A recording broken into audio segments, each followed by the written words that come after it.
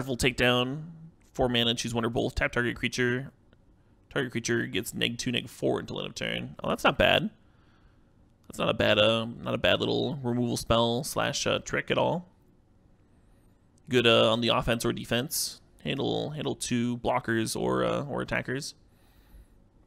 Saxons Trophy, green and a black. I've ranted about this card a lot. The card is obviously good. Destroy target permanent opponent controls. That includes lands, of course. Its controller may search their library for a basic land card, put it into the battlefield, then shuffle their library. So important thing to note, some people miss that the land comes into play untapped. So it's not a path to exile. It's more of a ghost quarter, right? Where the land is untapped. So you play this on turn 2. It's not like you can play it like path to exile, right? Where you play it on their upkeep and at least the land is tapped and they don't get to use it for another turn. You're kind of just ramping them. you are super ramping them. So in terms of an LD spell, it's good at stopping your opponent from assembling Tron, but if Tron died to a Ghost Quarter effect, it probably wouldn't be viable in a format full of Ghost Quarter effects. And it kind of is. It kind of is super viable in a format full of Ghost Quarter effects. Now you can also destroy Trons like other permanents, right? But like I was talking about earlier, you don't really want to try and win the game after your opponent has started resolving Wormcoil engines and cards and stuff. So this card seems worse than an actual LD spell to me. The fact that all of the Tron decks are playing like fucking 5 forests anyway, so they have lanes to search up for the number of times their opponents have been like ghost quartering them and shit. Makes it like seem worse than like a card like Fulminator Mage, right? And it's not like Fulminator Mage is like the end all be all. So, yeah. A little bit more exciting against Planeswalkers at instant speed. A little more exciting against giant creatures. And then hitting the occasional creature land while your opponent's tapped out and can't protect it. It's kind of nice. Is it better than Abrupt Decay in general? Well, yeah. Kind of. Like people weren't playing like a ton of Abrupt Decays as is, right? They were playing like 1. Maybe with the second one in the sideboard. Yeah. I think people are going to continue diversifying their removal. I think Jund probably doesn't want to play more than like 1 or 2 of these. I think Junk could play probably up to like 2 or 3. And then if you're playing Sultai, then all of a sudden maybe you want to play 4. maybe that's like the one deck that would want to play 4. Just because Sultai doesn't have Path or Lightning Bolt or Terminate. Worst versus Counterbalance? Yeah, it kind of matters. You're talking about for Legacy? I wasn't even thinking about it for Legacy. What about in straight green-black rock? Yeah, it's probably good in straight green-black rock. Like, the green-black rock deck is already playing like a pile of Ghost Quarter effects, so just adding more onto that, it's like probably pretty good at a certain point. If you have like 8, Ghost Quarter effects at a certain point, your opponent's going to start running out of basics, right? And you're just going to have like really good cards. What card am I thinking about?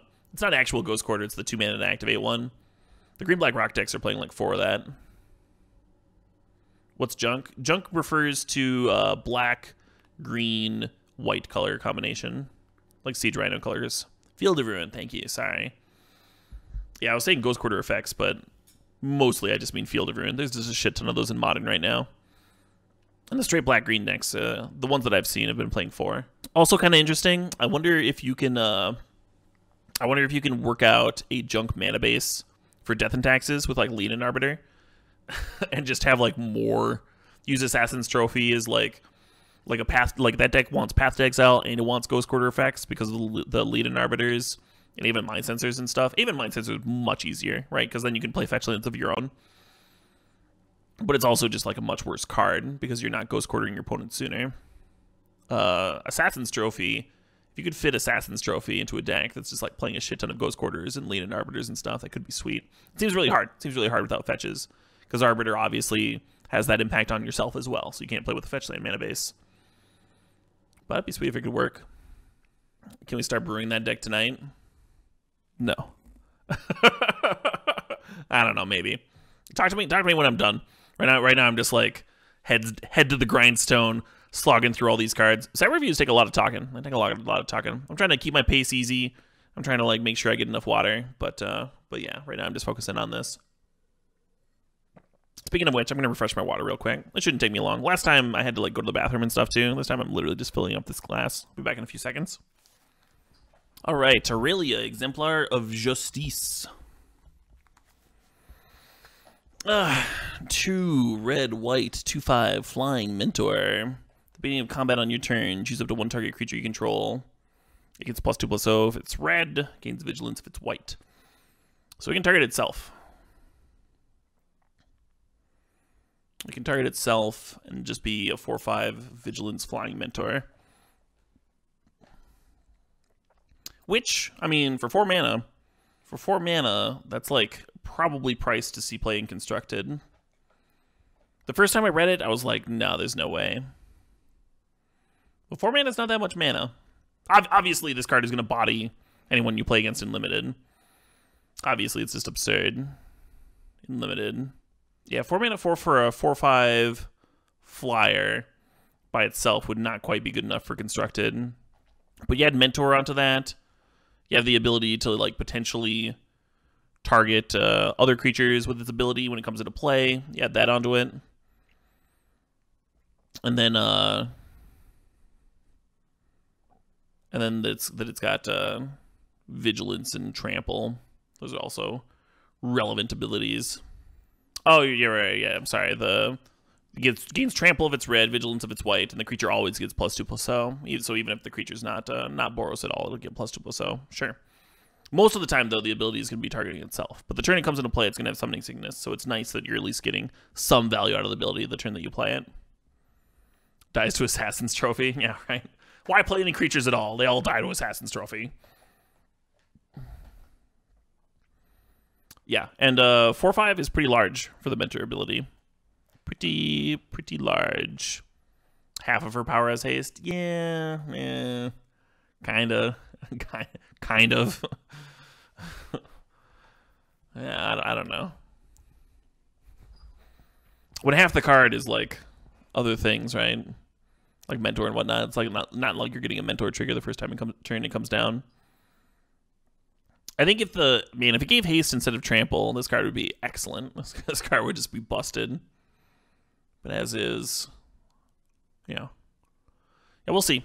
I haven't played with the Mentor ability yet. I haven't like actually touched it with like in like testing or anything like that. It might be better that I'm giving it credit for. It's maybe just like a slam dunk instead of probably playable. But right now I'm giving it the probably playable. Beacon Bolt, 1 blue-red sorcery, deals damage to target creature equal to the number of instant or sorcery cards that you own in exile and in your graveyard with Jumpstart. Yeah, no, this card's good. It's all about that. It's all about the multiple spell casts. So you don't need to be killing a lot for this to be worthwhile. It seems better than the deal 2 damage to any target. 1 red sorcery, right? Is the fact that you can kill a larger thing. Also, the cards that you jumpstart are getting exiled, and so the Beacon Bolt is not going to shrink if you're jumpstarting other cards out of your graveyard. It'll still count them. Does it count itself the second time? I have no idea. Probably. Is this Opera? Who the fuck uses Opera? I do, because I need to use multiple browsers for my my streaming setup. For reasons I won't go into now. But Opera is basically just Chrome. I've also got Chrome running. No, it'll be on the stack. Well, there we go. Question answered. Yeah, I try not to answer too many rules questions myself, because I'm not great at them. No browser shaming. Yeah. Are they porn reasons? No, I just said there's streaming reasons. I've got my music displayer uses Chrome, and I've got another streaming app that also uses Chrome. So having Opera up to actually access my Twitch dashboard is useful. Anyway. Chrome eats memory like you eat booty. Well, yeah, but I don't care too much about my memory, the way that my rig's set up. But anyway, let's go on.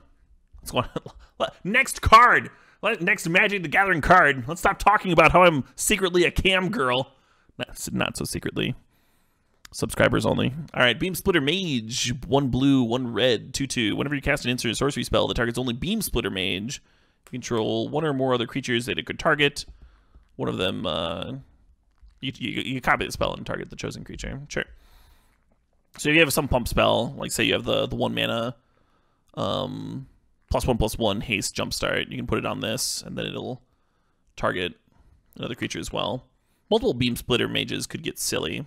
Overall, I'm not like super excited, like situational abilities like that. But if that's what the guild is doing, if you're just like murdering people's faces out of nowhere, then yeah, maybe it's good, maybe it's worthwhile. Hard to imagine that you like pick this card up very early though. It seems more like once you're already in the like weird pump my creatures archetype, then it starts to look zesty. 6 mana +9/+9 copied. Oh my god, that's something that you could pull off in sealed probably. All right, Boros Challenger. 1 red, 1 white, 2/3 Mentor, and then 4 mana to pump it. Yeah, the Mentor creatures that pump themselves, like they're costed such to be like solid early on, and then they just like scale pretty well. Yeah, I think this card's great. I would not be embarrassed for picking this card. Camaraderie. 6 mana, you gain X life and draw X cards, where X is the number of creatures you control. Creatures you control get +1/+1 until end of turn. Interesting. That's a whole lot of shit. It's a whole lot of stuff on one card. How many creatures do you need before that's worthwhile? Like 3? 6 mana, gain 3 life, draw 3 cards. They get +1/+1 until end of turn. And then if you have like 5, it's busted. If you have like 5, it's like a busted card. The overrun, the charge, like +1/+1, seems like kind of weird and tacked on in comparison to the rest of the card, but maybe it's good. Seems win more. Maybe your creatures fucking suck, right? Like if you've got like fucking 5 1/1s in play and your opponent has like a 3/3. Oh shit! What? You know what I mean? But yeah. All right, Centaur Peacemaker. 3 mana for a 3/3. When it enters the battlefield, each player gains 4 life. Yeah, that card does not appeal to me. I don't know. The Centaur Healer, the 3 mana 3/3 where you like gain 3 life when it came into play. The card was okay. Like a kind of a medium sideboard card where you gain 3 life. In matchups where your life total is the one that matters, if your opponent's like full on burn, gaining each player 4 life doesn't matter that much. Like gaining each player 4 life might be better than just you gaining 3 life. Still pretty medium. Pretty mediocre. Alright, Chance for Glory. 3 mana, creatures you control gain indestructible. Take an extra turn after this one. Beginning of that turn's end step, you lose the game. I'm glad this card's a mythic because I don't want to fucking open it very often. Yeah. So every once in a while they tool around with this this idea of you take an extra turn, then at the end of that one you lose the game or whatever. So you like have 1 turn to try and close out the game. The fact that your creatures gain indestructible does make it more interesting. I think if you use it on your opponent's turn to counter a Wrath of God, I think you just like have the 1 turn to kill them. Because I think the extra turn happens first and then your normal turn. But yeah. Oh, this with the Gideon emblem? Oh, that's kind of zesty. You could even, with 6 mana, you could play Gideon, make an emblem, play Chance for Glory on the same turn too. Indestructible forever. Dark Diviner 13, thanks for the donation, thanks for the $2. Dark says, will pirates be getting any worthwhile tools when guilds drop? I love playing pirates, but I'm hyped for the set regardless. I haven't noticed any pirate-specific tools. There might have been some good pirates around that I just like didn't notice. Gideon rotates. Oh yeah. Oh fuck. I'm back on fuck this card. I'm back on fuck this card plan. They keep indestructible. Yeah, but the game ends in a turn. So the indestructible clause is probably only really mattering if you're just like, yeah, attack you with one of my creatures. You use the indestructible to like win combat, and then on your extra turn, you try and win the game. Probably not great. Probably not super great. The art is cool. The art is cool. I like the glowy eyes. All right, Charnel Troll. 1 black, green. What about as a modern combo? I don't think you want to be playing this card in modern. I don't think that's great. It's yeah, no, it's just a little too wonky, a little too situational. It's not like, I mean, Gideon's good enough as it is, right? You don't need to add wonky Time Warp effects. For 2 more mana in Modern, you could just cast a Time Warp. Platinum Angel combo? No, people, come on. People. People, please. Yeah, Eternal Troll looks really good, right? 3 mana for a 4/4 trample. Already, like, fucking beefcake stats. Look at that art. Max beefcake. I'd be so sad if they, like, gave this art to some, like, 2/2 Piddler. But no. This is a 4/4 trampler, and it gets bigger. Beginning of your upkeep, exile a creature card from your graveyard. If you do, put a 1/1 counter on Eternal Troll. Otherwise, sack it. It's a little scary. A little scary. You definitely need a creature in your graveyard. It doesn't target. So if your opponent, like, exiles your graveyard, you can upkeep, activate the ability to not sack it.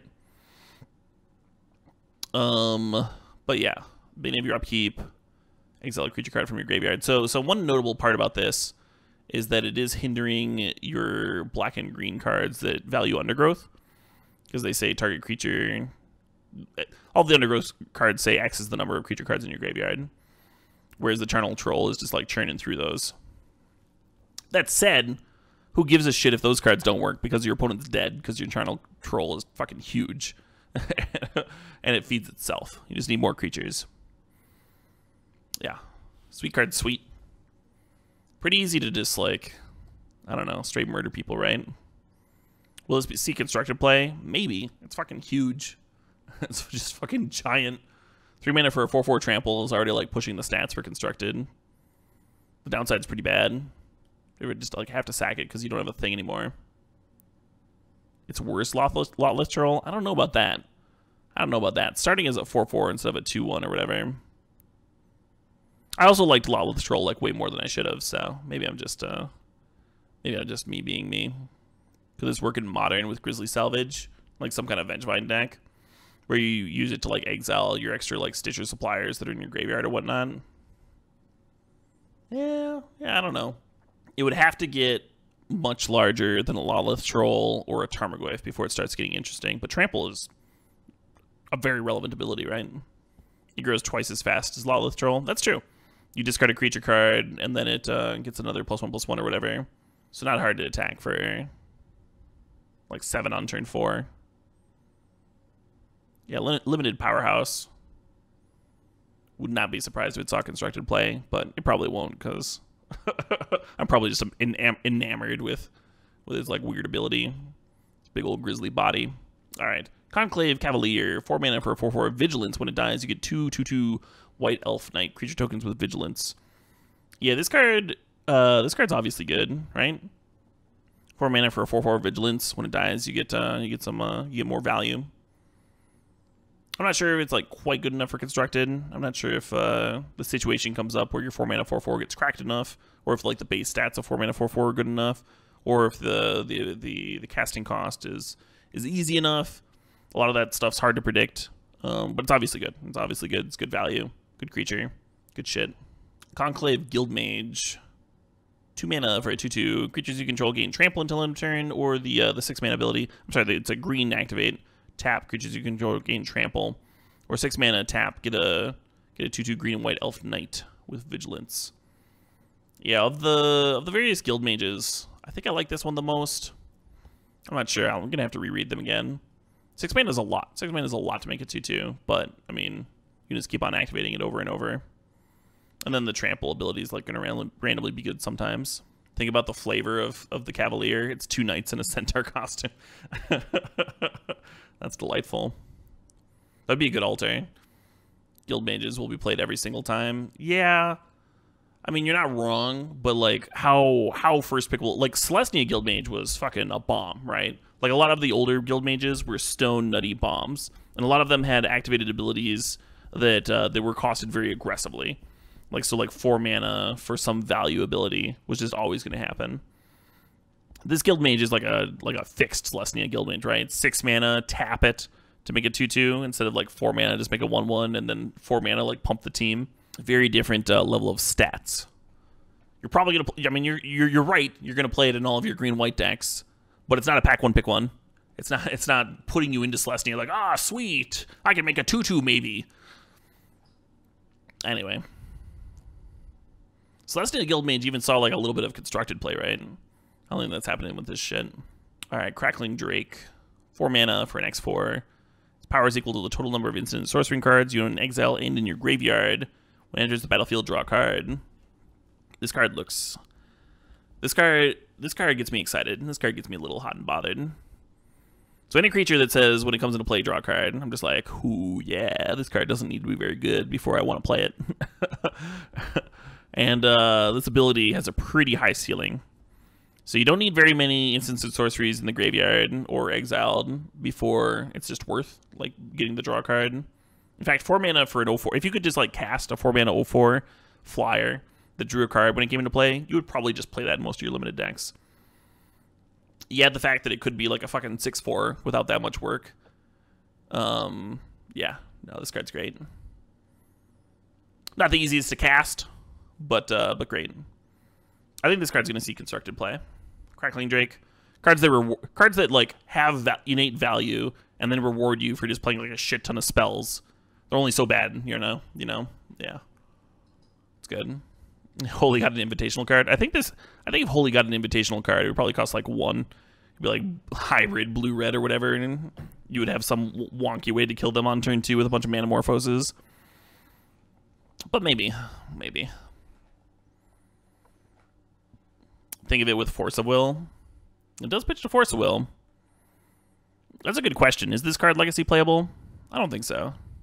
4 mana is so fucking much in Legacy. It's so goddamn much. Will this be in a Jeskai Modern deck? I don't think so. Again, 4 mana is just like the most amount of mana. I have seen Holy playing the fucking Drake that's just like 1 colorless, 1 blue, 1 red.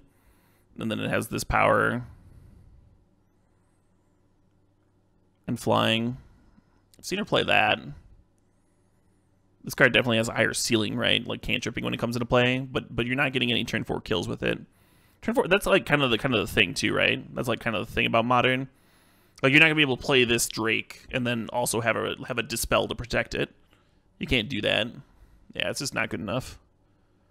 Or it's not efficient enough, I guess is the right word. I think you'll see standard play though. What about Cube? I'd play Crackling Drake in Cube. Sure, why not? All right, where am I going? Darkblade Agent. 1 blue black. 2/3. As long as you That's the thing. So much talking with the set review. As long as you've surveilled this turn, it gives Death Touch and says whenever this creature deals combat damage to a player, you draw a card. Interesting. So there's some instant speed surveils, so you could definitely like YOLO get Death Touch mid-combat. Your opponent also probably doesn't want to... Like, they need a 3x to like trade with this in the early game. So if they play a 2/3, they just like can't block it. If you give it Death Touch, and then yeah, cantripping's kind of nice. I'll probably play this card some. I don't think it's constructed playable, but I'll probably play it some, limited for sure. All right, Deafening Clarion. 1 red, white. Choose one or both. Deals 3 damage to each creature, or creatures you control gain lifelink until end of turn. Yeah, in terms of 3 mana, deal 3 damage to all creatures. This is one of the worst ones we've seen recently, right? Yeah. That's where I'm at on that card. You need to be in like 2 colors. Boros colors probably don't want to be dealing 3 damage to each creature. Other decks probably don't want to give your ship lifelink too, right? To like really gain advantage of this.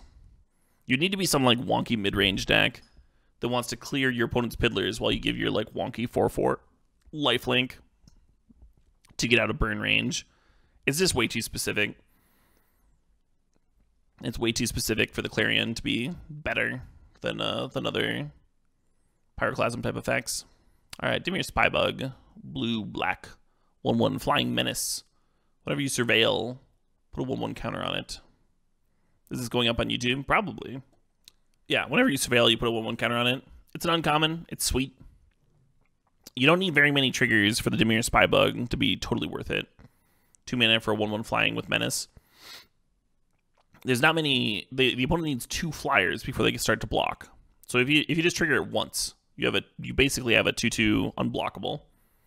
And if you trigger it twice, it's kind of insane, right? Yeah, and the ceiling's much higher than that because the dedicated surveil decks are chaining them all together, and it's so efficient, just 2 mana. I think this card's good. All right, Disinformation Campaign. Yeah, I think you need 1 trigger before it becomes just like a good card, and anything after that is like really, really good. Anyway, Disinformation Campaign, 1 blue, black. When it enters the battlefield, you draw a card, and each opponent discards a card. And then whenever you surveil, you return it to its owner's hand. So I think this card might be hard for some people to evaluate. You drawing a card and each opponent discarding a card is the same amount of value that you would get out of a Divination or a Mind Rot. It's probably not as good as Divination or Mind Rot, because Divination and Mind Rot are like doing like 1 thing more powerfully instead of doing 2 things half as powerfully. With Mind Rot, it's like one of the things you can do is like get their last couple of cards. It's harder to do that with a card like Disinformation Campaign. That said, that you're getting like the same amount of value as a Mind Rot or a Divination, and you can return it to your hand if you like surveil ever. Makes this card seem kind of sweet to me. Yeah, I think this card's good. I think this will make your sealed deck every time, even if you only have a couple of surveil triggers. If you have no surveil triggers, it's much less exciting. It's probably not making the cut. And if you have a lot of surveil triggers, it might be good enough. A little bit worse in draft, right? Draft's a little bit less sturdily. You're gonna have less time to rebuy it and play it and get that sweet value. But you'll probably still play it a solid amount of the time if you have a lot of the surveil mechanic. All right, Imara, Soul of the Accord. 1 green, 1 white, legendary creature, elf cleric. When it becomes tapped, you get a 1/1 white soldier creature token with lifelink.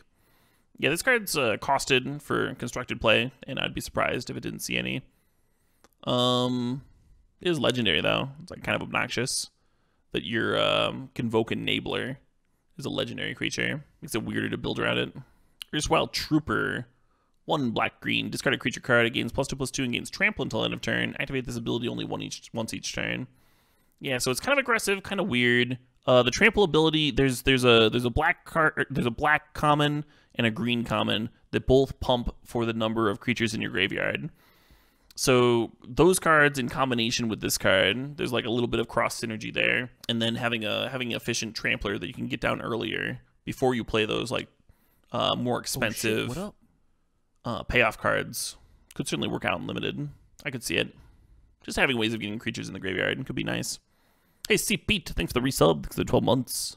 Trata the Silencer, 2 blue-black, 3/5, can't be blocked. When it deals combat damage to a player, exile target creature that player controls and put a hit counter on that card. That player loses the game if they own 3 or more exiled cards with hit counters on them.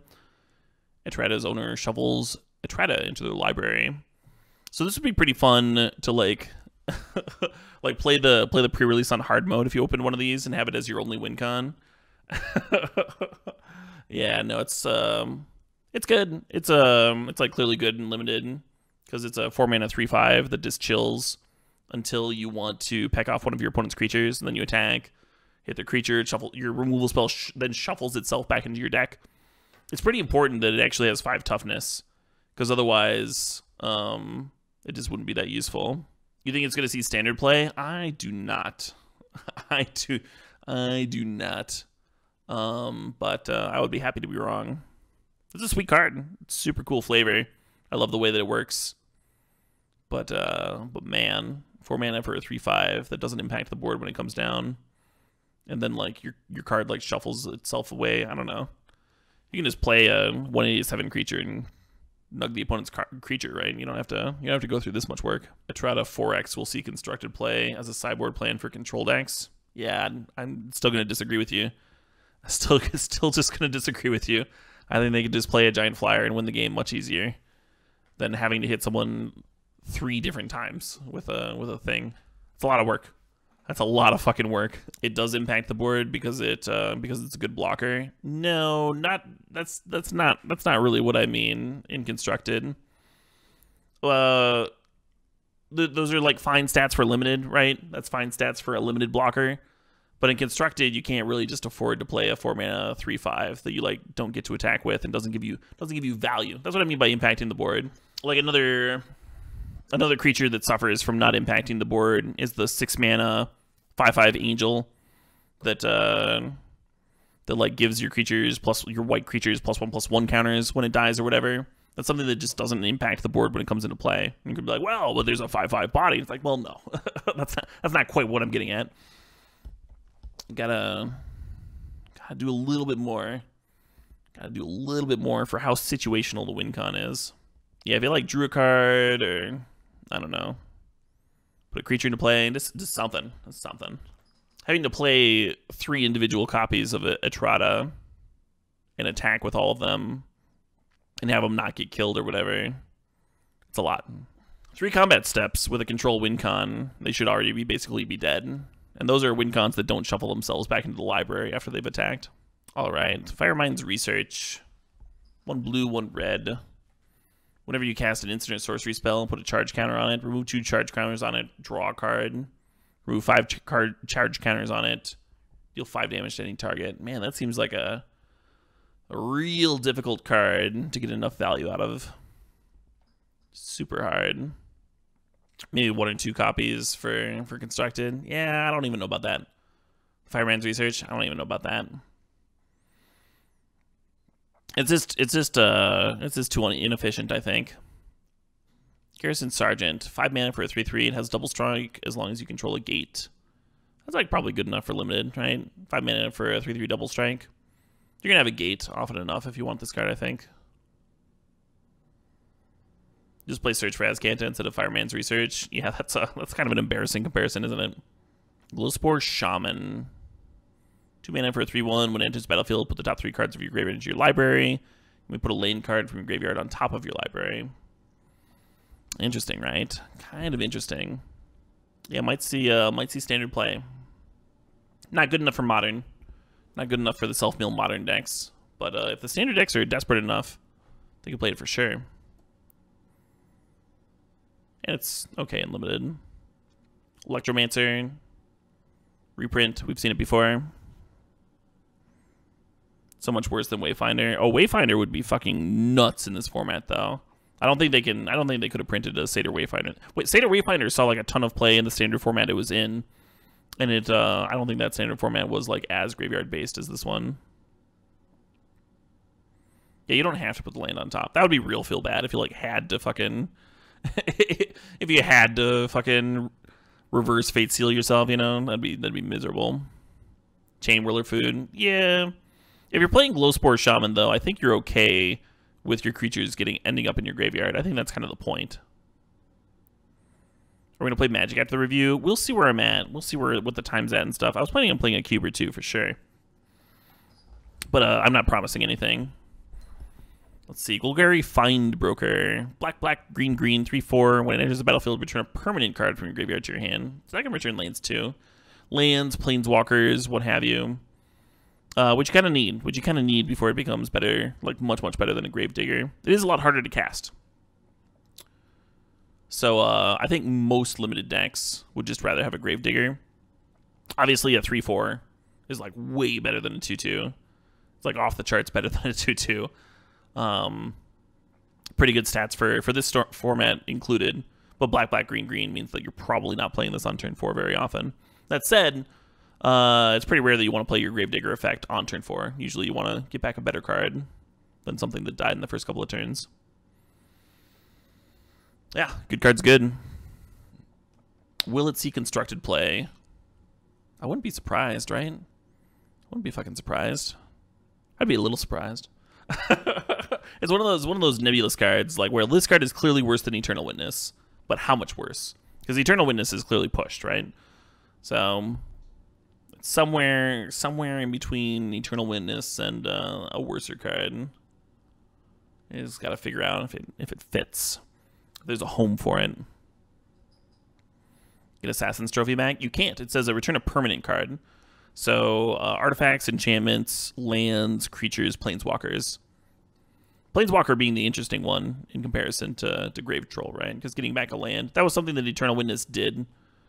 But yeah, not that exciting. Grab your. Is it better or worse than Den Protector? I think it's worse than Den Protector. Oh, yeah. Shit. What up? You're spending 1 less total mana, but it has to be black, black, green, green. You don't have the evasive ability of Den Protector, and then Den Protector could get back spells. So yeah, it's worse than Den Protector. But again, Den Protector saw a lot of play. So being worse than Den Protector doesn't mean that it will see no play in Standard. Hey, Can 2000, thanks for the sub, thanks for sharing that Prime. Yeah, it's somewhere in between Eternal Witness and Gravedigger. It's somewhere in there. All right, Hammer Dropper, 4 mana for a 5/2 with Mentor. I kind of like these like front-costed Mentor cards because they're just going to be able to grow one of your larger creatures, and they're always going to trade when you attack. Your opponent like trades with whatever they can to make sure that it doesn't keep attacking. But you've already gotten some value. You've already gotten some damage. And there's cards in Boros that just force your shit through. The 4 mana deal 1 damage to all your opponent's creatures. They can't block this turn. Smack, smack. Den Protector saw play because it brought the Raptors. Yeah, but I mean, Den Protector is pretty fucking playable in Cube, and there's no Raptors there. I think Den Protector would have seen play otherwise. I'm pretty sure there were decks that played Den Protector that, like, didn't have all the Raptors.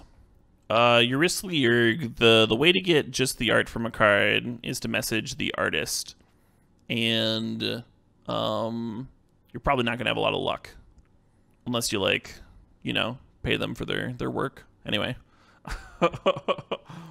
House Guild Mage, blue-black, 2/2. Target creature doesn't untap during its controller's next untap step. Or Surveil 2 for 3 mana. 3 mana to Scry 2. Or Surveil, I'm sorry. Surveil is better than Scry. Not shabby. That's not shabby at all. And then the blue ability there is pretty good. I think House Guild Mage actually might be my favorite Guild Mage. Those are some pretty reasonably costed abilities, I think. All right, Sizzle. 3 blue-red. Is there an easy way to contact a given artist? Yeah, you fucking... Most artists have a page because they are freelancers to a certain effect. And they want to sell prints. They want to sell, you know, their shit. So most artists have a page where they're like, hey, here's my shit. Here's what I'm selling. Here's my contact info if you want, like, if you have a business inquiry. Anyway, if I wanted like a full, like a large, if I wanted to print, then I would like ask them if they had like prints or artist proofs, whatever I was looking for. If I wanted a large file, even if I was just looking for a file, I would probably offer them a few bucks, like let them know that what I'm going to use it for. I think a lot of artists are paranoid that people that want high-res images of their work are just going to steal it. They're just going to like make prints themselves and sell it to like undercut them or whatever. But on the other hand, you like can't live in fear. Every artist is different, you know, they're all their own person. Anyway, Sizzle, 5 mana, draw 2 cards, then you may discard a non-land card. When you do, deals 4 damage to a creature. So, you know, Inspiration costs 4 mana. You throw another mana onto it, and you can discard a non-land card. The fact that it has to be a non-land card, if this was just to discard any card, I'd be like, all right, this card's pretty solid. I'm probably pretty much always making the cut. Instead, man, it's not an exciting draw spell. It's not an exciting removal spell. But it's kind of both things. It's kind of draw and it's kind of removal. So maybe it's good enough. I'm not excited. I'm sure I'm going to lose to it. The discard non-land card is like a little bit less painful with Jumpstart in the format, so maybe you at least like get value out of whatever you discard. Anyway. just offer the artist some excellent exposure. Oh my god. Bad Prophetic Bolt. Well, Prophetic Bolt's pretty fucking pushed, and this is a common, not a rare. So I don't think that comparison is super valid if you're talking about for limited play. But it might just be bad. If you don't have a non-land card, it says you may discard a non-land card. So if you draw 2 cards and you just have a pile of lands, you can't discard. This is a bad draw spell. Anyway, Ionize, 1 blue-red. Counter target spell, deals 2 damage to that spell's controller. Yeah, I think this card is worse. I think this card is worse than the cancel where you get to Surveil 1. And I don't think it's super close. I think you have to be very Bernie. I think you have to really care about the opponent's life total before the shock starts becoming super relevant. You can't hit planeswalkers with it. Yeah.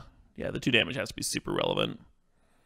Because the Surveil 1 is always going to be relevant. I'm glad this card's a rare so that I don't have to see it as often. But I don't think it's great. Easier to cast in 3-color decks? Yeah. I think the mana is going to be real good in this format. I don't know how much that matters. That's kind of what I'm thinking, Freezy. I think blue-red tempo needs to be, like, real good.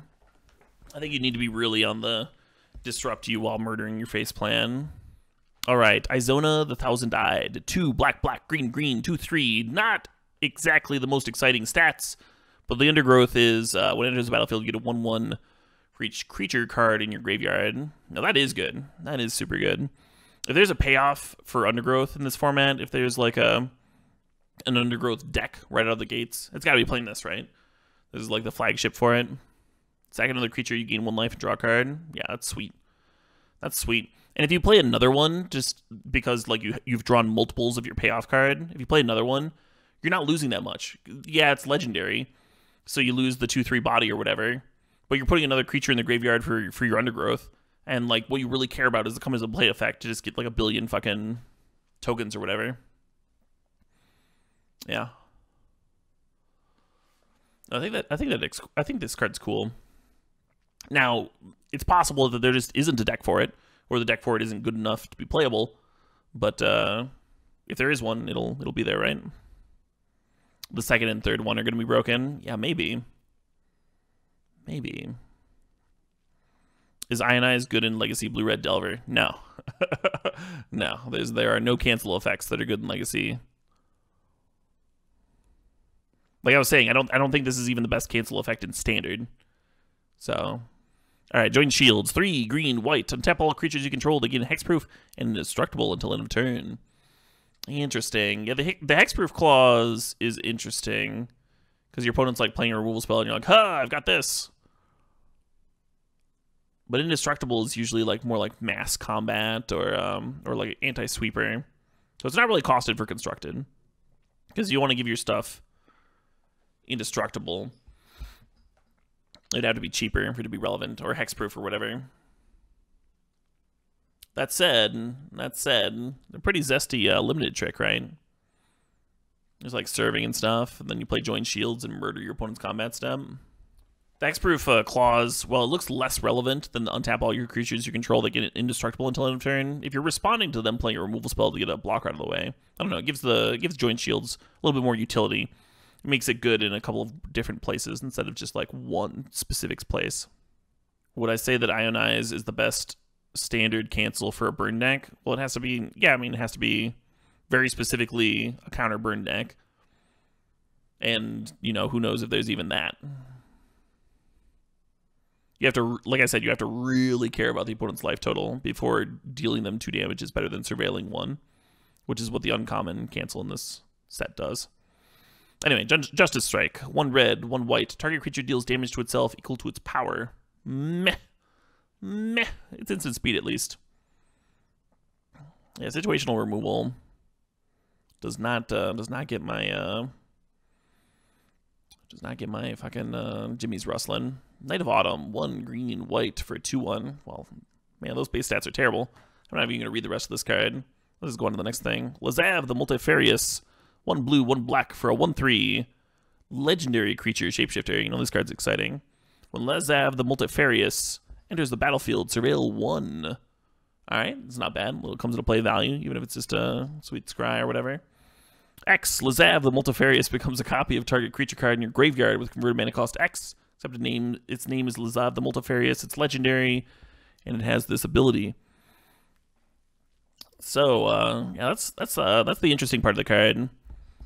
How are we going to abuse this, right? How are we going to abuse this sweet, sweet mythic? Go back. Go back. I already talked about Justice Strike. How far back do you want me to go? Do we talk about Ionize some more? We spent a long time on Ionize. Alright, we'll talk about Knight of Autumn. So 1 green, white, creature Dryad Knight. When it enters the battlefield, choose 1. Put 2 1/1 counters on Knight of Autumn, or destroy an artifact or enchantment, or you gain 4 life. Oh man, I didn't even read the third ability when I first read this card. I already thought it was good. Yeah, Knight of Autumn is sweet. It's going to see a lot of fucking play. It's going to see play in Modern. It's going to see play in Cube. Standard. Yeah, no, this card's sweet. So 3 mana for a 4/3. Solid. Good shit. Base stats. Not bad. And then the utility of being able to destroy an artifact or enchantment or gain 4 life. Yeah, just makes it really fucking good, right? Oh shit, what up? Because comes into play, destroying artifact or enchantment creatures are always like borderline main deckable as is. So if you have that ability, and then you also say, well, you can also gain life if your opponent's trying to burn you out, or have a 4/3 instead of like a 3 mana 2/1. That's just zesty. That's just real fucking zesty. Yeah, much better Rex Sage. Hey, Noki8, thanks for the sub. I appreciate that. Yeah. Yeah, that card is going to see an assload of play. Anyway. But you all knew that, didn't you? You all knew that. All right, let's have the Multifarious. So this card's kind of interesting with, what was that? Dreadnought, right?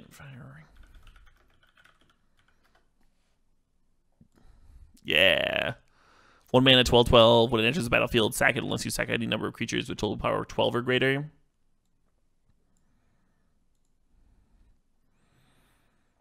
So for 1 mana, you could just like have a fucking 12/12 Trampler. Once you have the Lazav down, it is a better. It's a better shapeshifter. There was a 1 blue 0/2 shapeshifter that did not have any kind of comes into play value ability like this one does with Surveil 1, and yeah, and took 2 mana to activate. Whereas this one will always be 1 mana if you're specifically exiling Dreadnought. Yeah, Volrath shapeshifter. That's right. Well, Volrath could discard though, right? It was like a self enabler. I'm gonna reread Volrath's. Yeah, 1 blue. Yeah, you could 2 mana discard a card. Volrath shapeshifter was a little wonky though, because it was as long as the top card of your card is the top card of your graveyard is a creature card, so the opponent could monkey with it sometimes if they had ways of interacting, or if they could like kill your other creature and the shapeshifter shifts and stuff. And the difference between 2 mana and 3 mana is pretty good. I don't think Stifle Knot is going to come back because of this card, but it's interesting enough that I want to dick with it. I want to monkey around. Anyway. League Guildmage, blue, red, 2/2, 4 mana draw card. Yeah, 4 mana tap draw card is fine. The Dimir Guildmage did that for 4 mana. You could, of course, have repeated activations, and the discard part of it was pretty good too. But for the most part, you were just like paying 4 mana to draw a card. It sucks that you can't like pay 4 mana, draw your card, and attack, but it's a more balanced ability for sure. And then X-Red is copy target instant sorcery spell you control with its converted mana cost. You can choose new targets for the copy, so that's probably not happening very often, because anything worth copying probably costs a good chunk of mana.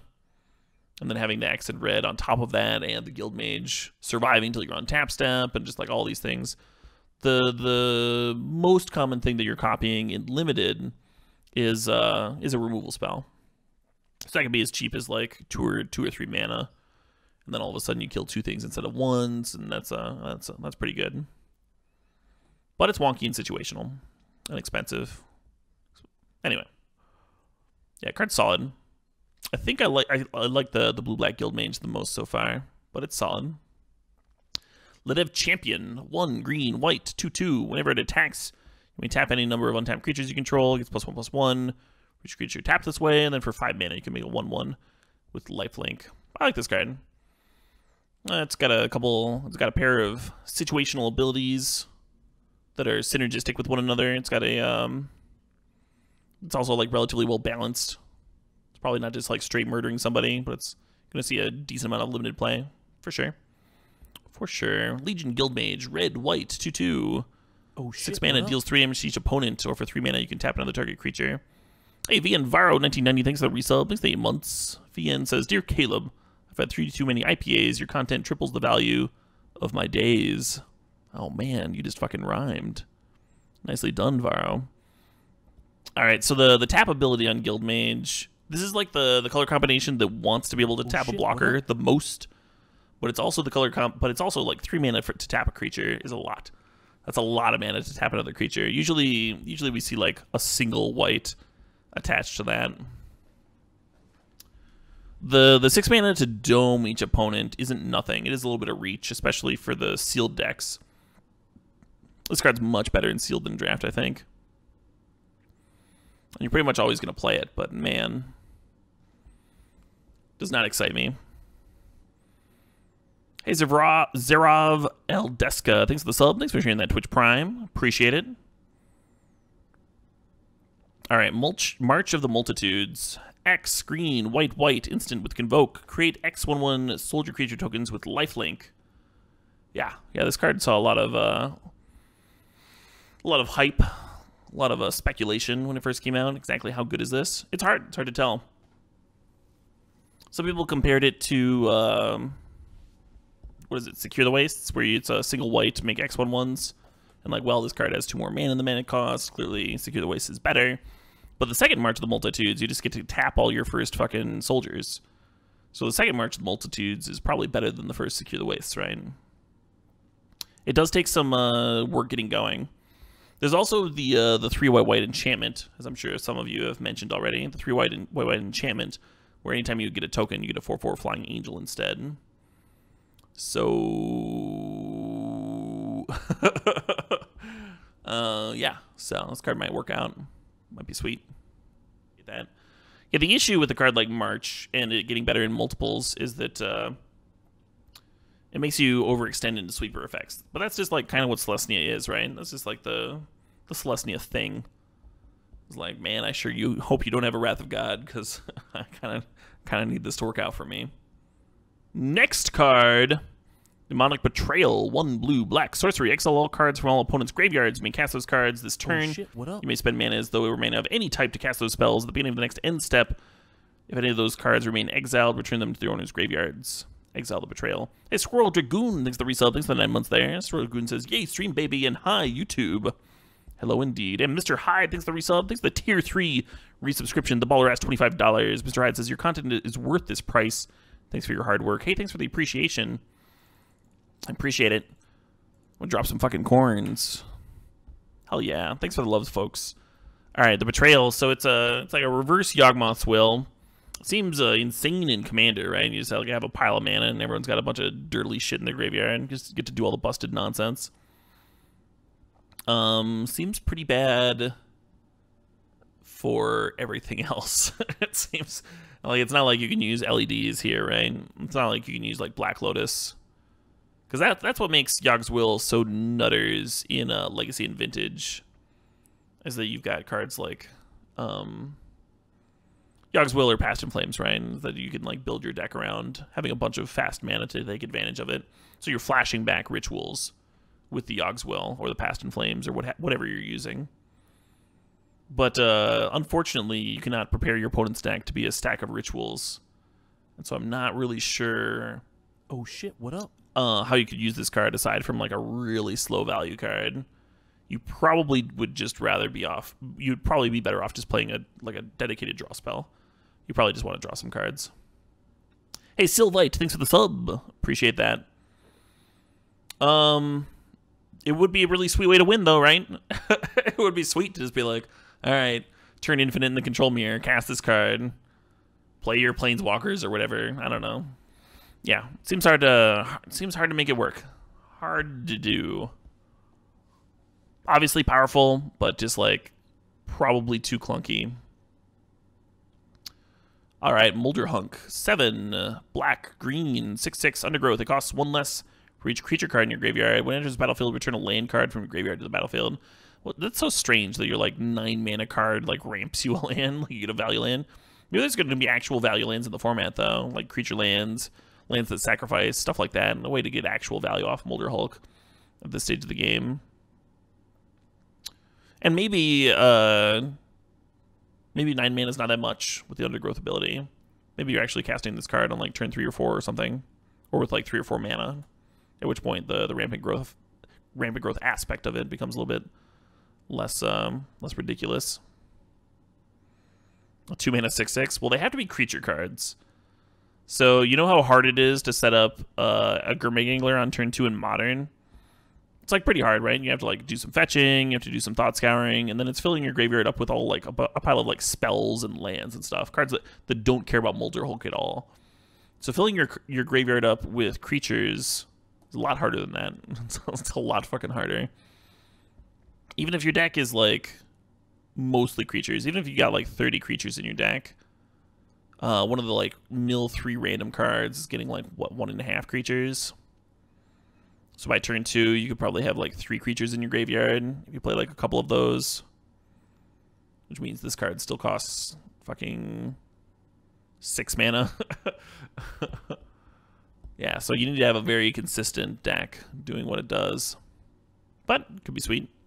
Who knows? If the deck's there, right? If the deck's there. Even Bedlam Reveler's hard to set up sometimes. Oh yeah, sometimes Bedlam Reveler is real hard to set up. Would it be playable in Bridgevine? No, it's too wonky for Bridgevine. You're talking about in Modern? No. There has to be like a standard, a standard Bridgevine-ish type deck before Molder Hulk starts being good enough. I don't think this card's ever going to see Modern play. No, it's just too much. Oh shit! Too much setup required. Hey Kringleberg, thanks for the resub. Thanks for the 23 months. Kringle says on their way to 2 years. Totally worth it. Keep up the awesome content. Hey. Glad you're still enjoying the stream. Nightfell Predator. Blue, black, 3/3, flying, death touch, hexproof. What a fascinating set of abilities. I kind of like this card. I kind of like it. Usually you see hexproof in like green or something, which is obnoxious because that's also the color that's pretty good at like pumping whatever creature. Whereas in blue-black, you're just like not pumping this creature that often with a casting cost of blue, black. It's just not happening. Flying hexproof creatures are like pretty obnoxious to deal with, but I don't know. I feel like we've seen creatures that weren't that different from this one in limited formats. There was like the 5-mana 3/2 with hexproof flying. They didn't exactly like break those limited formats. They were like always good, always fine. Anyway. Niv Mizzet, Parun, blue, red, 5/5. This spell can't be countered. Flying. Whenever you draw a card, deals 1 damage to any target. Whenever a player casts an instant or sorcery, you draw a card. So if you play this in standard and your opponent plays a spell to kill it, you do get to draw a card. It's kind of nice. They can't counter it. But holy shit, that casting cost, right? Fucking good luck. Hey, Chili Dogs, thanks for the 200 bits there. Yeah, I'd be surprised if this card saw any real constructed play. You're almost never going to get to cast this on turn 6 in limited, but you don't really need to. You could probably play this card on turn like 9 or 10 or whenever in limited, and it'll be good enough. Get enough fixers or whatever. It's probably fine. Notion Rain, 1 blue, black. Surveil 2, then draw 2 cards. Deals 2 damage to you. I think Notion Rain might be might just be the best common in the set for constructed. Card's real strong. Yeah, I played a lot of Read the Bones when Read the Bones was around last time. Played a lot of that card. And I still play a lot of it in Cube. And Notion Rain is much better. It's much better. It's hard to cast. Blue and black is harder to cast than 2 and a black for sure. But, yeah, no, it's sweet. Okran Assassin, 1 black, green, 1/1 death touch. All creatures able to block it do so. I think a lot of people that started playing kitchen table Magic back in the day remember throwing a lure on their fucking death toucher and then like playing giant pump spells and like murdering the opponent's like entire board, you know? Like that was your plan, is to assemble some like obnoxious 3-card combo. And your opponent would just like play a removal spell and blow you the fuck out. And anyway, the fact that Okran Assassin like has a couple of those cards worked into it is like pretty sweet actually. There's like a little bit of a nostalgia feel there. It's like makes it a little bit easier on those kitchen table heroes. And then it's just not a bad limited card either. 1 mana death touch, all creatures able to block it do so. So it's like basically a removal spell. Sure, yeah, deal.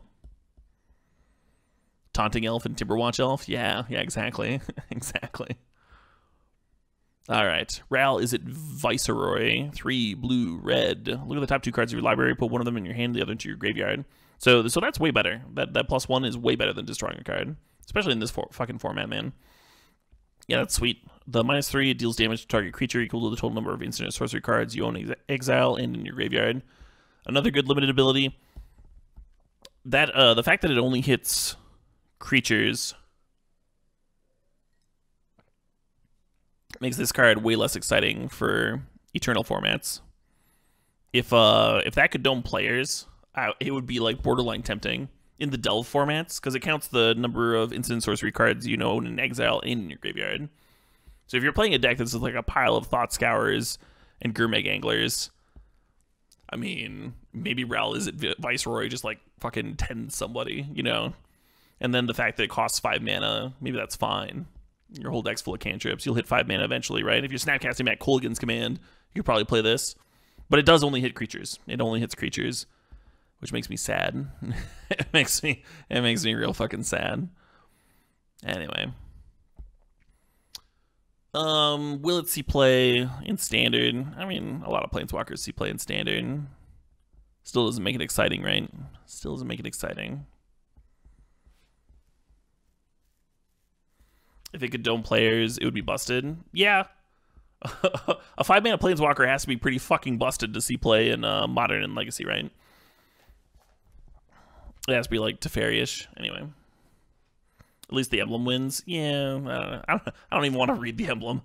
You get an emblem whenever you cast an instant or sorcery spell, it deals 4 damage to any target, and you draw 2 cards. Yeah, that emblem does win. Yeah.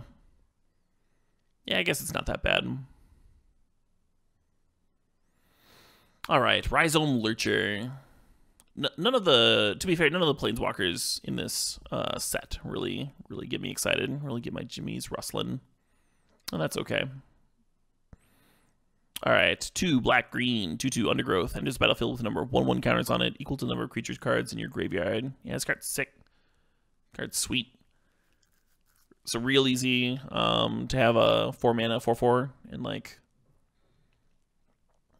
yeah, I don't think it'll be that hard. I don't think it'll be that hard to have this card just be like a 4-mana 7/7 8/8 or whatever. The fact that it scales into the late game is really nice. I like that in creatures. All right, Rosemane Centaur, 5 mana for a 4/4 with Convoke and Vigilance. Yeah, meh, kind of fine. You'll 1-drop, 2-drop, and then you're like playing a 4/4 on turn 3. Not the most busted thing ever, but still pretty good. Legionnaire, 3 mana for a 2/2 Flying Haste. Yeah, deal. Give me that. Sonic Assault, 1 blue, red. Tap target creature, deals 2 damage to that creature's controller. Then it's got Jumpstart. Yeah. Well, there's a lot of these cards I'm just like, yeah, I guess. If you're doing that, sure. Alright, Simulana Woodshaper, 4 mana for a 2/1. When it enters the battlefield, look at the top 4 cards of your library. You may reveal a creature or enchantment card from among them, put it into your hand. Put the rest on the bottom of your library in a random order. So this is 4 mana for a 2/1, and then it looks for a creature or enchantment.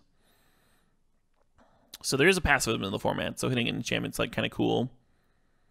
I think this is just you get the value body, and then you're just like digging for your siege worms in limited, is what this Woodshaper is doing. It's a body to help you pay for Convoke, and it helps you find your Convoke top end. You'll see play. Like, yeah. Not the most exciting thing ever. Obviously not a first pick. You'll see play. Helps your deck work. Swarm Guildmage, green, black, 2/2. 4 black creatures you control get +1/+0 and gain menace until end of turn. I think that ability is sweet. I think that ability is real cool. You're attacking for the win. The fact that the ability costs a lot, the fact that it costs 5 isn't that big of a deal. And then the other abilities, you just gain 2 life, which, I mean, incidental life gain can be good and limited. And then Golgari just wants to like fill up the graveyard with bodies. So yeah, sure, more creatures, whatever. Swathcutter Giant, 4 red, white. 5/5 Vigilance. When it attacks, it deals 1 damage to each creature defending player controls. This guy's kind of sicko. I don't know. I might first pick this. Seems good enough to me. Swiftblade Vindicator. Red, white, 1/1. Double strike, Vigilance, Trample. Interesting. Interesting. So we've had 2 mana 1/1 double strikers before. You start throwing other abilities on them, though. Starts getting real zesty. The fact that you just, like, if you load up this Vindicator, the opponent can't just chump it because it's got Trample. And Vigilance is relevant, too. Yeah, Mentor is an ability in this limited environment. Usually I don't focus too much on Rare's limited playability. I try and think about constructed uses for them, because you're just not going to see them that often in limited. Anyway. Tajik, Legion's Edge. 1 red, white, 3/2, haste, Mentor. Prevent all non-combat damage will be dealt to other creatures you control. And then a red that says other creatures you control. So if your opponent has a shock, they can still kill the Legion's Edge, of course. But if your opponent plays a Pyroclasm, it's like just the Legion's Edge dying, and your other stuff's protected.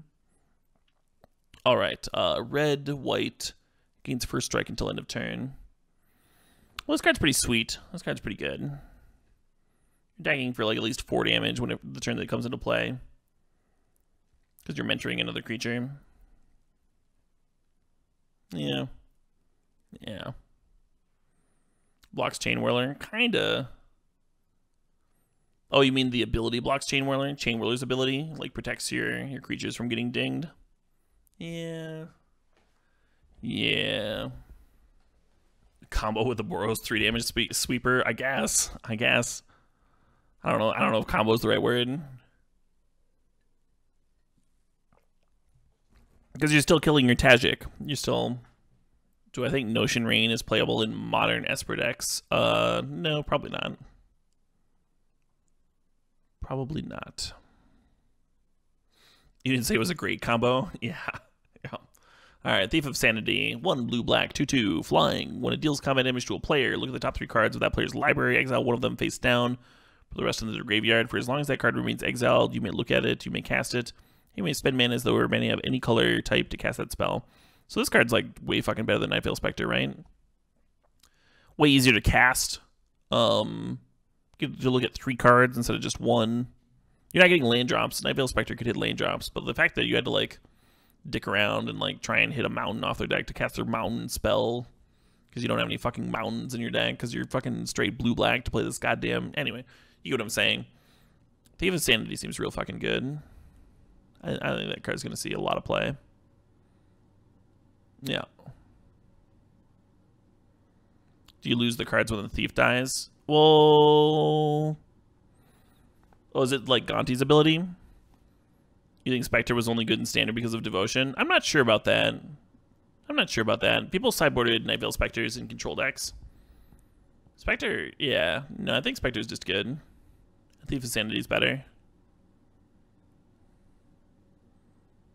It's Gonti on hit. Sweet. Yeah, I like this card even more. I was like already on board. The other cards go to the graveyard, which could be relevant. That's true. There's like a little bit of a potential downside then. Still, I mean, you get to pick, right? You get to pick, so if there's a card that's like you really can't let them have in the graveyard, then that's the one you're exiling.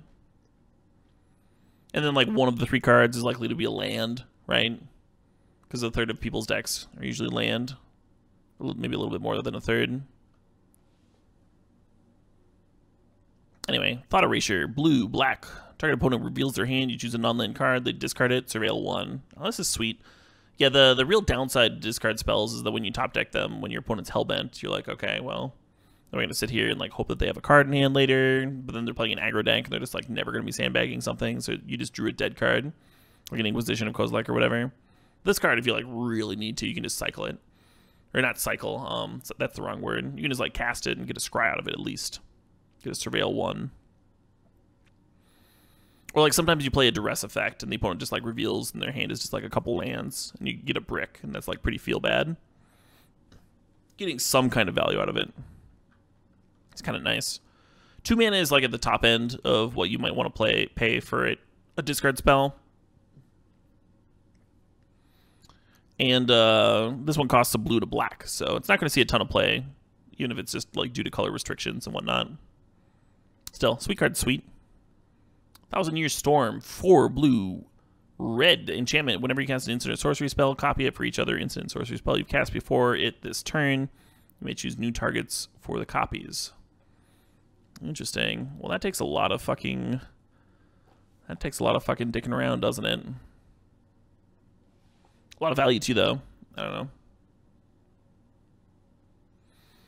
Tristani Discordant. 3 green, white, 1/4. Other creatures you control get +1/+1. When it enters the battlefield, you get 2/1/1 soldiers with lifelink. In the beginning of your end step, each player gains control of all creatures they own. Yeah. I mean, there's like one control magic effect in this format, in this this limited format. It's a mythic.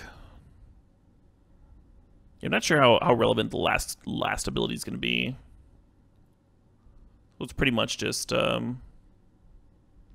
people have been comparing it to the cat that puts 2 1/1s into play and gives all cats +1/+1. They're all lifelink or whatever. I think that's a pretty apt comparison. Only it's other creatures, not just other cats. So it's a little bit more diverse than that. It's good against Thief of Sanity. Oh yeah, that's a good point. That's a good point.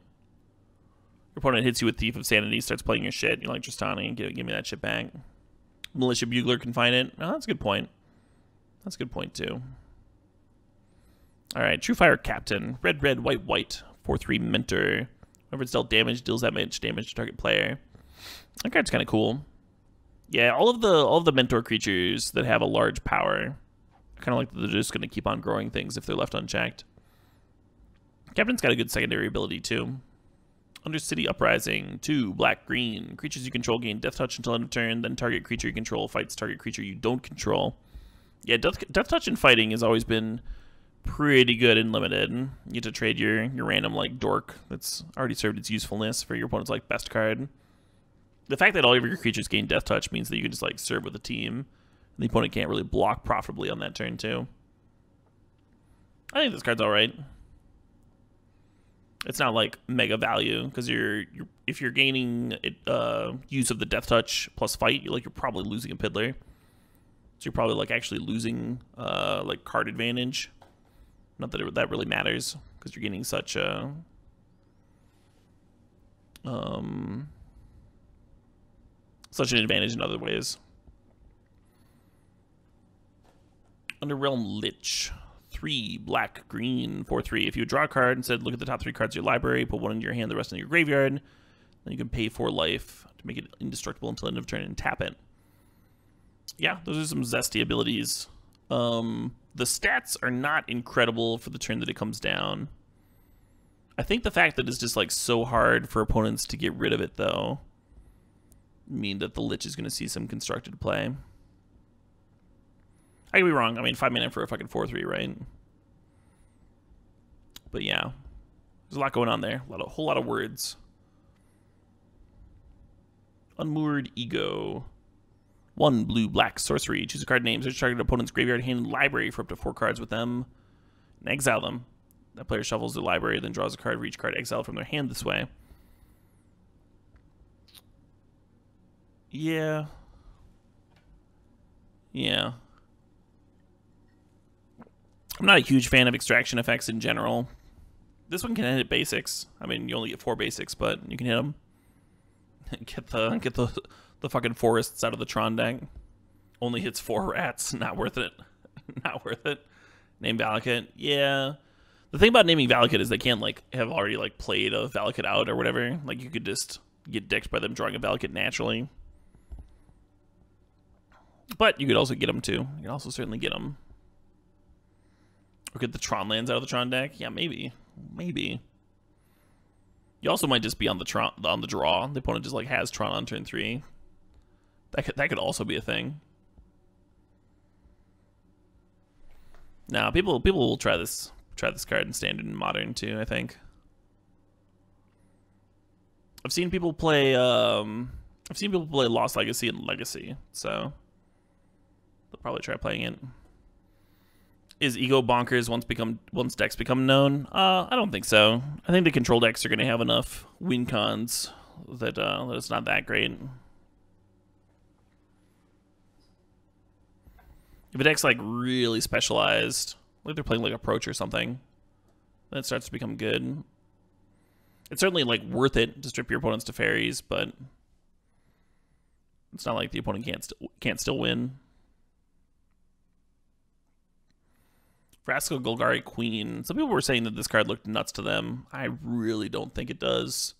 It does uptick quickly. There's 4 mana, 4 loyalty, +2. You may sacrifice another permanent. If you do, you gain 1 life and draw a card. So you probably don't want to be like stone raining yourself on turn 4. Getting stuff in the graveyard for your cards to work could be important enough. Like you might just want to be a sack outlet, in which case the +2 is like not a downside. And then it just starts becoming actively good.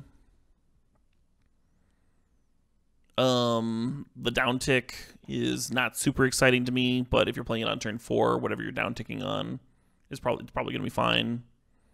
And then the -9 is you get an emblem with whenever a creature you control deals combat damage to a player, that player loses the game, which again may or may not be good.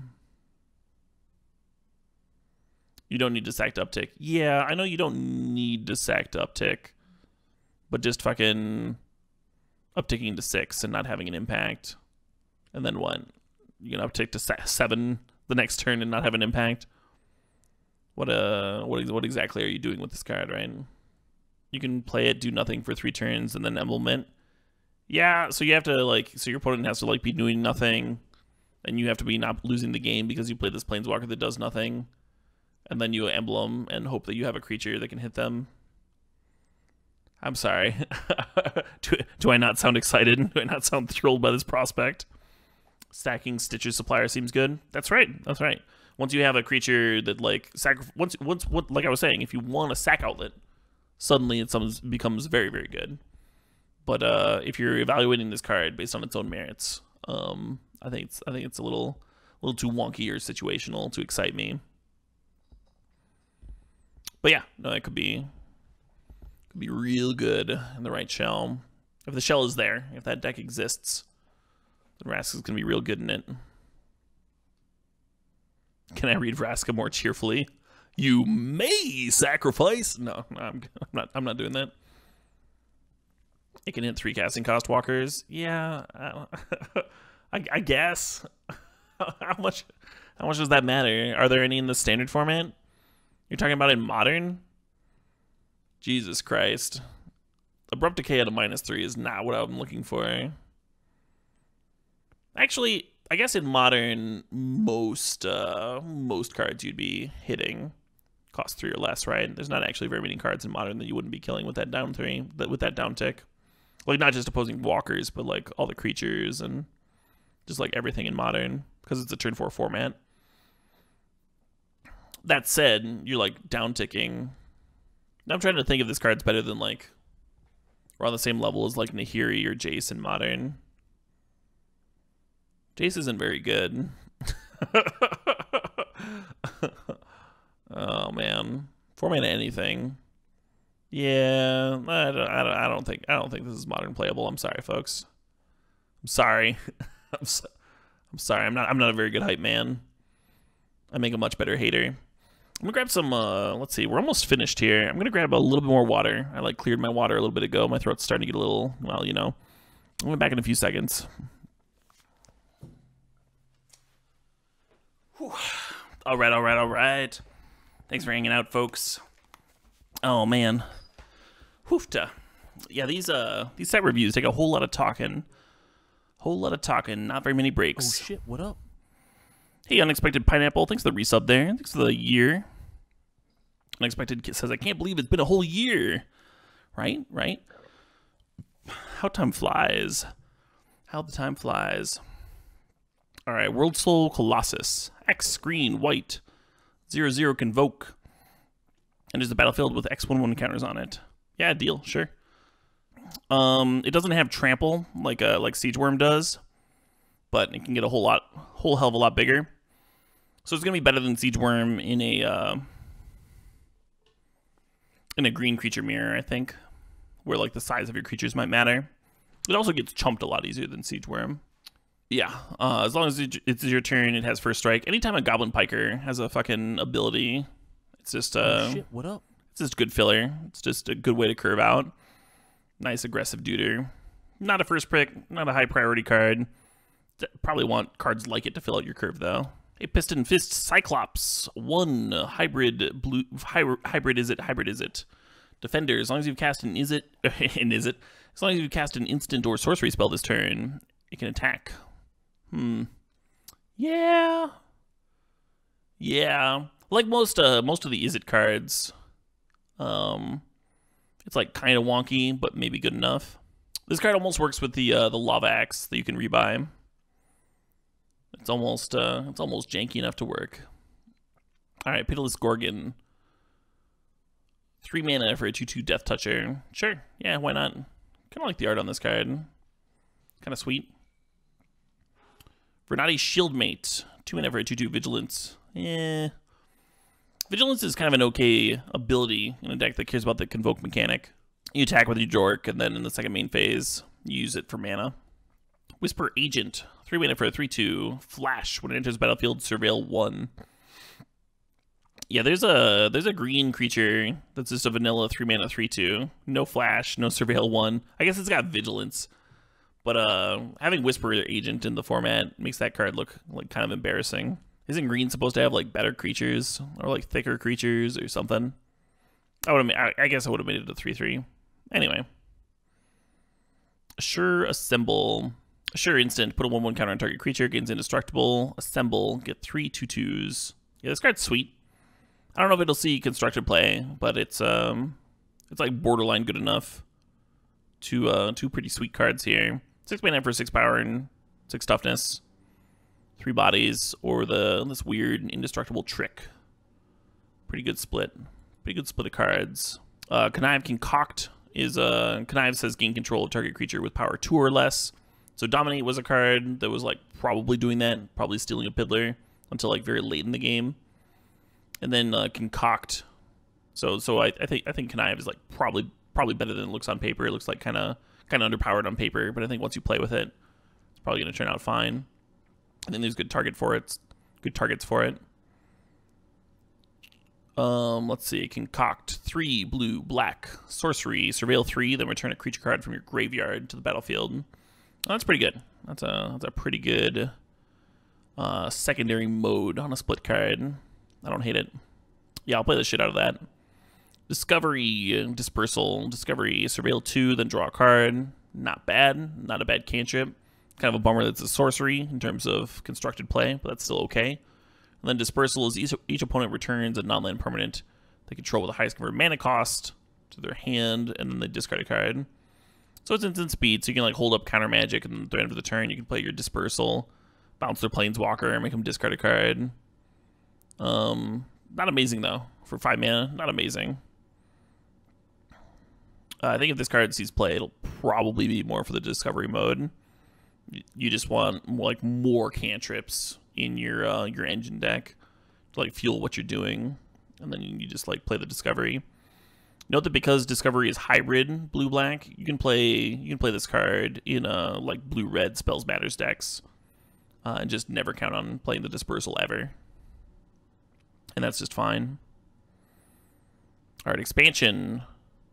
Copy target instant or sorcery spell with convert mana cost 4 or less. You may choose new targets for the copy. So you're probably doing that on either a removal spell or a counter spell, which is probably what you were going to be forking the majority of the time anyway. So the convert mana cost 4 or less really just means that it's not going to be copying some busted X spell, like a bonfire type card. Compare discovery to chart a course. Yeah, I mean, the surveil 2, then draw a card. I mean, it's better than preordained, but for 2 mana, it should be better than preordained, right? I think they're similar cards. You can play them both in the same deck. All right. Anyway, explosion. X blue blue red red instant deals X damage to target, and then target player draws X cards. Yeah, so that's exciting. I don't know how much you need to explosion for before it becomes worthwhile. You do it for 6 mana and you're like shocking something and drawing 2 cards. It's like probably not good enough. You do it for 7 mana and now you're drawing 3 cards and doming something. That probably is good enough. 7 mana is a lot of fucking mana. God, that's so much goddamn mana. Anyway, Find Finality. Return up to 2 target creature cards from your graveyard to your hand. Pretty good. Pretty worth 2 mana. And then the Finality is the splashier effect here. You may put 2 1/1 counters on a creature you control, and then Languish. All creatures get -4/-4 until end of turn. So whatever creature you're putting the 1/1 counters on will presumably live through the -4/-4. Costs 6 mana. Yeah. That card could be good. 6 mana for a Languish effect, though, right? Like, if you're going to play your sweeper, you kind of want it to cost less than 6. Even if your cards are living. Are we going to cube later? We're going to cube very soon. As soon as I finish this, up. Alright, Flower, Flourish. Flower. Search your library for a basic forest or plains card. Reveal it, put it in your hand. Yeah, sure, deal. I'll play a land grant, whatever. And then Flourish is 6 mana. Creatures you control get +2/+2 until end of turn. But it's a sorcery. Yeah, if Flourish was an instant, that card would be a lot more exciting to me. As is the main reason you're playing it, I think, is for the fixing ability. Because the flower is hybrid, so whether you're missing forest or plains, it'll find the other one for you. Integrity. Target creature gets +2/+2 until end of turn. Sure, 1 mana, +2/+2. Not bad. Not a bad little trick, especially on a hybrid card, right? And then Intervention is it deals 3 damage to any target and you gain 3 life. Yeah, that's nice. That is nice. Warleader's Helix, even the Warleader's Helix was another 2 mana than Lightning Helix. It was still quite good, and it was good in Standard. This card, Integrity Intervention, 3 mana or 3 damage is definitely worse than 4 damage, but the ability to play the +2/+2. Yeah, not nearly as good in the controlling type decks, but the ability to have a pump spell makes it much better, much more exciting for aggressive type decks. I think this card could see constructed play. Invert is to switch the power and toughness of each up to 2 target creatures. I think it's getting errated, so it says until end of turn, just so that judges don't lose their shit. And then Invent is 6 mana. Search your library for an instant card and or a sorcery card. Reveal and put it in your hand. So this is like clearly not a card that was made for the spikes, right? I don't think this card was made for constructed play. Neither of the 2 cards seem that exciting. If you can tutor up 2 like really good cards in limited though, like in sealed, like you find like 2 sweet like bomby instants or sorceries, removal spells, draw spells, I don't know, then maybe it becomes worth it. I don't know. I don't think I'm going to play this card very much. Response Resurgence. Response deals 5 damage to an attacking or blocking creature. Yeah, deal. No, give me a removal spell on my split card. Then Resurgence is creatures you control gain first strike and vigilance until end of turn. After this main phase, there's an additional combat phase, followed by an additional main phase. So that's kind of sweet. That's kind of sweet. Resurgence makes your creatures much better at attacking with vigilance and first strike, and then you get to attack again. Yeah, that card's sweet. I would probably first pick it in draft. Yeah, for sure. I don't know if it'll see constructed play. It's a hard thing to gauge. Statue. Target creature gets +1/+1 and gains Death Touch until end of turn. And statue is destroy target artifact, creature, or enchantment for 4 mana. Yeah, it's another card that's like got a removal spell stapled to a combat trick, very similar to Integrity Intervention. And I don't know if it's good enough for constructed play though. The thing about Integrity Intervention is that it's like very much in an aggro color combination. So the fact that Intervention can burn the face and the pump spell can help your creatures get through early on.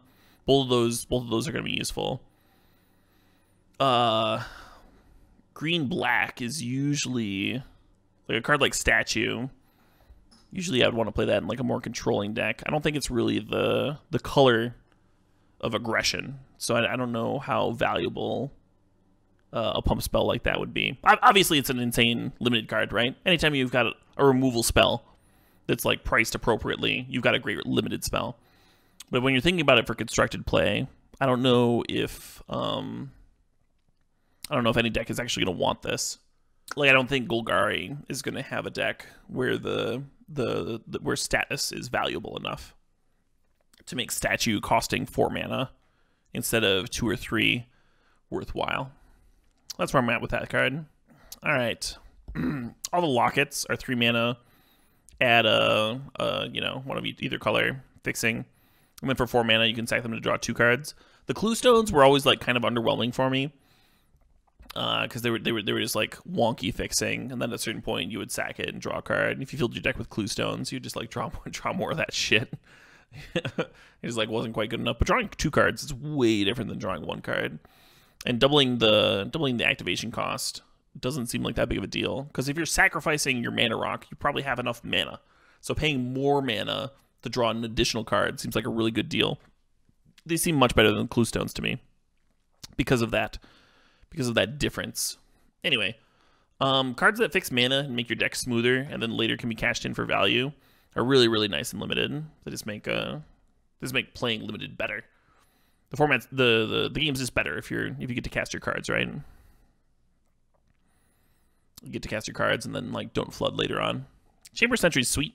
X for a 0/0 enters the battlefield with a 1/1 counter for each color of mana spent to cast it. So max a 5/5, but more realistically going to be like a 3/3 or something. You can X remove X 1/1 counters from it to deals X damage to any target. So not exactly a walking ballista, but still not terrible. And then for 5 mana, 1 of each color, return it from your graveyard to your hand. Yep.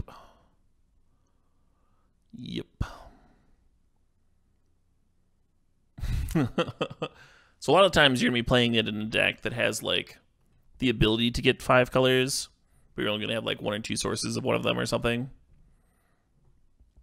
Yeah, even if you're just playing this for like 3 or 4, it's still good. It's still worthwhile. It's not nutty. It's not a bomb unless you like rebuy it at least once, I think. But yeah, no, good card's good. I like that way how you put it there. Like if you just cycle a card, it's not card advantage at all. Whereas if you draw 2 cards, it's like a card advantage of like +1. So it's not. A lot of people were like mocking me, saying that like drawing 1 card is like much better than, or drawing 2 cards is like much better than drawing 1. But yeah, no, the fact that it's like actual card advantage instead of just cycling itself is pretty huge. Especially if you're sacrificing it. If you have the time to sack it and the mana, you'll probably reach the point where you have all your lands. So if you're just drawing a random card and you just draw another land or whatever, not that big of a deal. You're probably already flooding to some extent. So drawing 2 cards is just much, much better because of that. Anyway. And the downside of paying twice as much mana is not twice as much of a downside. Because again, you already have all your mana. So even if you could like stick another 2 mana onto this and have it draw 3 cards, you would probably take that. That would probably be like deal, yeah. It's not the same ratio. It's a better card. Anyway, Granitic Lantern, awesome seeing that reprint here. We'll probably see some constructed play. Saw some last time around. Gatekeeper Gargoyle, 6 mana for a 3/3 flyer. When it enters the battlefield with a 1/1 counter for each gate you control. Gates are common. It's a I don't really like cards that reward you for taking everyone else's fixing. But yeah, you don't need very many gates before this card's worth it. 6 mana for a 4/4 flyer is about good enough in most limited formats. And if you have 2, then it's a 5/5 flyer. So any deck that has like 4 gates probably wants this card. By the time you get to turn 6, you probably have a couple around. And even 6 mana for a 3/3 flyer, like, while not good, is not like the most embarrassing card ever. It's still useful. Alright, Glaive of the Guild Pact. 2 mana. Equipped creature gets +1/+0, +1/+0 for each gate you control. It has Vigilance and Menace. So, kind of wonky. Kind of weird. I have the same criticism as I had for the Gargoyle, but that's okay. Anything that pumps power seems like it's going to be kind of desired in this format because of Mentor. But Mentor is the Boros ability. And Boros seems like the 1 color combination that maybe doesn't want to have a bunch of comes into play tapped lands. So there's a little bit of tension there. Rampaging Monument, 4 mana for a 3/3 Trampler. Enters the battlefield with 3 1/1 counters. And then whenever you cast a multicolored spell, you put a 1/1 counter on it.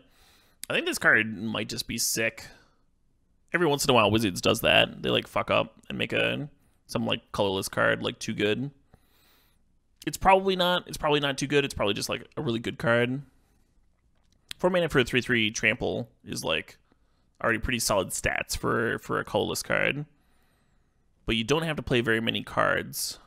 You don't have to play very many multicolored cards before it starts to look ridiculous. Yeah. No, I like that card a lot. Yeah, there's a lot of hybrid cards. Yeah. Hopefully it's not too good.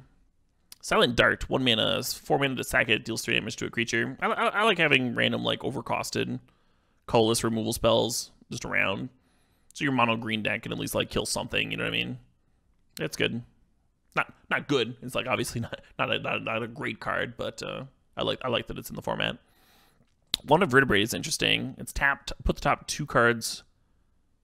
Oh, wait, it's just top card? I thought it was top 2 cards. I misread it the first time. Wand of Vertebrae is not interesting. I lied. Put the top card of your library into your graveyard, and then exile it to shuffle up to 5 target cards from your graveyard into your library. If you just put the top 2 cards of your library into your graveyard, it would be interesting in terms of Modern Dredge. Modern Dredge has played some like pretty bad ones before. Like there's one that it comes to play with 3 charge counters, and you have to mill yourself for 2 or whatever. Dredge has played that before. This card's worse than that though. If it's only milling 1. Anyway. Then we got Guild Gates. Plaza is a good card to have in this format for sure. Oh, it's a gate itself. Oh, that's neat. Yeah, I didn't notice that it was a gate the first time. I thought it was just like a reprint of similar cards with that effect. Cool. So the cards that can tutor for gates or that care about gates also care about Gateway Plaza. Well, that just kind of makes all the other gates look kind of embarrassing, doesn't it?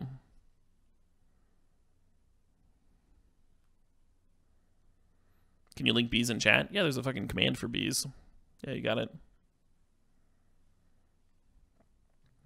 Guildmage's Forum. Add 1 mana of any color. You tap for a colorless, or you use a color and filter it from a mana of any color. If you play a multicolored creature spell, it enters the battlefield with an additional 1/1 counter on it. Yeah, I don't know. That doesn't appeal to me at all. I just hate filtering for my fixing. Although you know the lands where they just say tap, put a 1/1 counter on a creature, like on a colorless creature that entered play this turn, or a green creature that entered play this turn. There's a couple of those. That ability being a tap effect is like pretty similar to the filter thing. I might be just being too hard on Guildmage's Forum. Yeah, this card might actually just be fine. Fine to good. Alright. Shocklands, how shocking.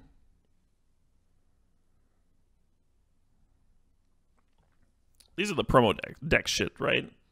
I don't actually have to read these cards, do I? Steam Events doesn't have Steam War events. Yeah, I don't give a shit. I don't care at all. Yeah, it's kind of cool. Whatevs. All right. Well, that's the whole set. That's the whole fucking set. Should I have a quick... Let's see. I'm looking at my notes to see if there's anything that I missed. After going through the sets, what do I think is going to be the best for pre-release? Interesting question. It might be hard to like know. You're probably just gonna be building around your bombs in pre-release. Oh, but do you choose a choose a guild? Is that how that works? I would probably choose Dimir just because like that's who I am. The best guild for pre-release probably just gonna be Celestia. It's gonna be the easiest to build. And you're just gonna overwhelm people while they like lose because they misbuilt their deck. Golgari might be hard to build because there's so many cards that care about getting creatures into your graveyard. And everyone's going to lose to the little kid who's playing Boros, right? Because that's how pre-releases work. Oh, man. I think blue is really good in this format. I think blue has a lot of really good commons.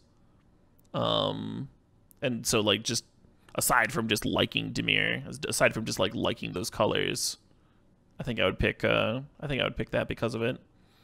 The fact that it's also the surveil mechanic means that your deck's going to be real consistent. You're going to find your good cards more often because of it. But yeah, lots of really good commons, right? Like Muse Drake, cantrips when it comes into play. You've got Capture Sphere as like a quality removal spell. There's the Watcher in the Mist, 5 mana for a 3/4 flyer that surveils 2 when it comes into play. I think that this card's fucking nuts in terms of commons. Yeah, I think blue looks really good. All right. Well, with no further ado, let's does anyone have any more questions? Let's see. Oh, there's one seeded pack, yeah. Yeah, well, let's do some cube. I'm just going to make sure. Was there a #1 card? Not really. The most interesting card for Constructed, the card that, like, appealed to me the most for Constructed, was actually Plague Crafter, which is the each player sacks a creature or walker. And if they can't, they discard a card. Anyway. I forgot to talk about We Dragonauts. I didn't really talk about most of the reprints. Do I have a top 5 cards of the set? For limited or constructed is a good question. I had a couple of notes, but I don't think they're like super relevant. Like a lot of them have like question marks and stuff because it's like it's really hard to list. It's really hard to like list out a top 5 or whatever without actually having played the format. So for constructed, everyone knows Saxons Trophy is pushed removal. It's overhyped a bit because you're ramping growthing your opponent, but it's still pushed removal and still going to see a lot of play. Knight of Autumn, everybody knows that card's going to be good. Thief of Sanity looks like a better Nightveil Spectre. I think that card's going to see a lot of play. Divine's Visitation got a bit of hype. I'm hoping that it's very, very good. It might not be. 5 mana might just turn out to be too much, but I think it's going to be sweet. I think Pelt Collector is good. I think it's like it's about as good as Experiment 1 was. I think Trample's relevant on that type of card. I thought Dream Eater sure has a lot of text. I thought Doom Whisperers sure have a lot of text. And then on my first read through, I thought Connive, Concoct, and Find Finality were the split cards that appealed to me the most. And then I listed off the uncommons that I thought might be okay in Constructed. Plague Crafter, Sinister Sabotage is the cancel with Surveil 1.